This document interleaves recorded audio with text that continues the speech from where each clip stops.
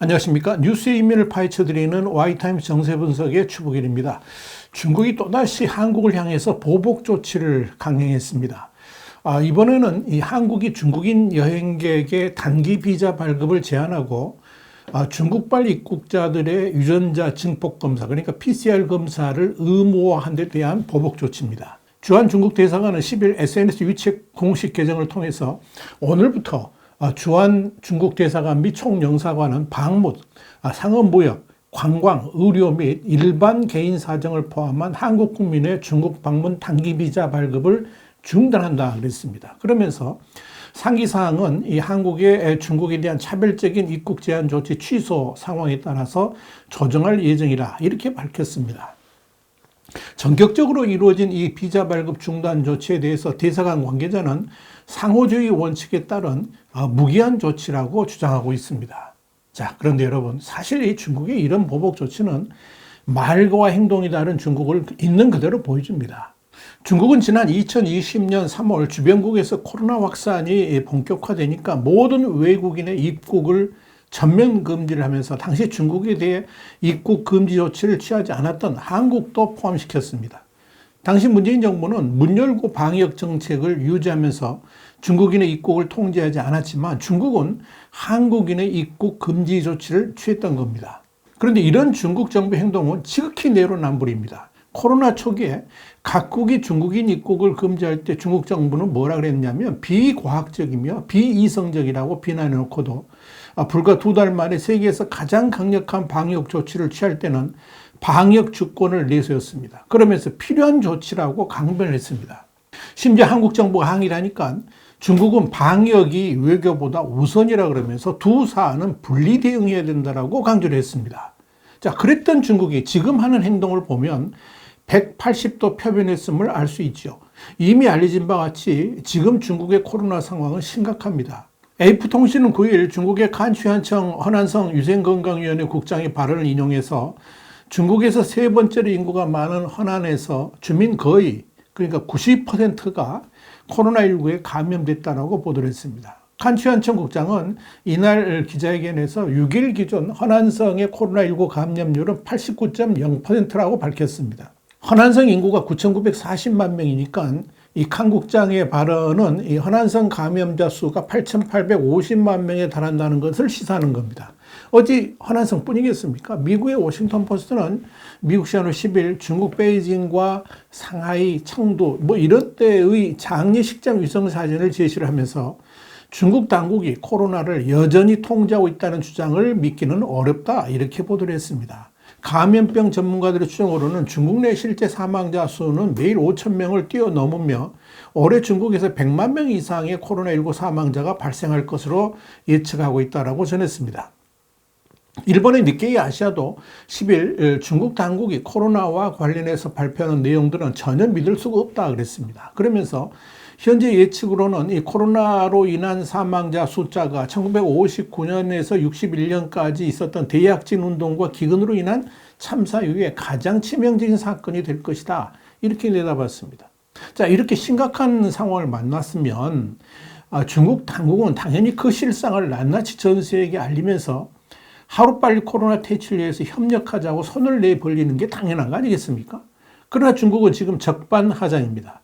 지난 3일 마오닝 중국 외교부 대변인은 이날 정례 브리핑에서 관련 질문을 받고 이렇게 답변을 했습니다. 일부 국가가 중국만을 대상으로 하는 입국 제한 조치를 취한 것은 과학적 근거가 부족하고 일부 과도한 방법은 용납할 수가 없다라고 주장했습니다.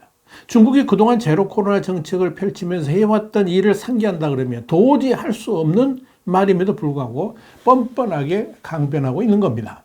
자, 그렇다면 중국은 왜 한국에 대해서 일방적인 보복 조치를 취했을까요?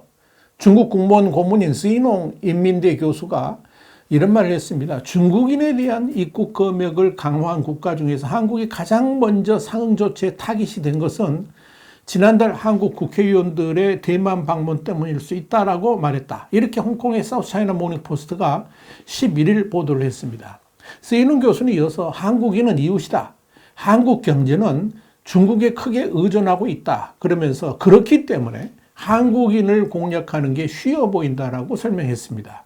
스이논 교수는 또 각국의 행동에 대한 중국의 참을성에는 상당한 차이가 있다 그러면서 이 중국은 미국이 극도로 나쁜 일을 했을 때만 상응 조치를 취하겠지만 한국은 조금만 그렇게 해도 타깃으로 삼을 것이다. 이렇게 밝혔습니다. 그는 이어서 중국이 일부 다른 서방 국가들의 보복 조치를 한다 해도 일반적으로 그 강도는 한국에 대하는 것보다는 약할 수 있다라고 덧붙였습니다.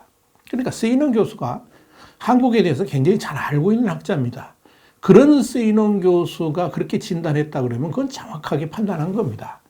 한마디로 중국이 한국의 강력한 방역 조치에 보복을 가한 것은 한국을 그만큼 우습게 보고 있다는 것이고 그렇게 해도 한국이 강하게 반발하지 못할 것이다. 이런 생각도 자리 잡고 있는 것으로 보입니다. 중국은 한마디로 한국을 변방의 속국 정도로 취급합니다. 그런데 중국의 그런 태도는 사실 한국이 자초한 측면이 있습니다. 안미경중, 그러니까 안보는 미국, 중국은 경제라는 프레임에 갇혀가지고 지나치게 사대를 해온 탓입니다.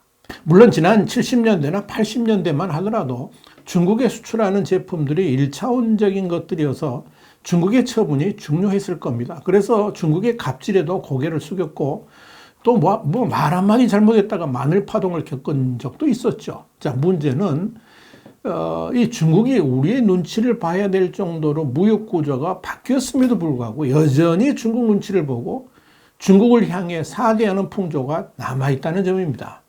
또 하나 잊지 말아야 될 것은 한국의 안미경중은 미국이 중국을 포용할 때나 가능한 것이고 미중 대결 시대에는 효력을 다했다는 사실을 잊어서는 안 됩니다. 그런데도 아직도 이 안미경중 운운하면서 중국과의 설린 관계를 강조한다는 것은 중국에 굴종하자는 것이나 다름없습니다. 중국의 시잉하이밍 대사가 지난해 7월 대통령 선거 과정에서 사드 배치 문제가 거론되니까 대뜸 한 언론에 반론문을 보냈습니다. 이런 말을 했습니다. 천하의 대세를 따라야 창성한다는 말이 있다. 그러면서 중국은 이미 5억 명에 가까운 중산층 인구를 갖고 있고 앞으로 10년 동안에 22조 달러 그러니까 2경 5,102조 원 규모의 상품을 수입할 계획이라고 윽박질렀습니다.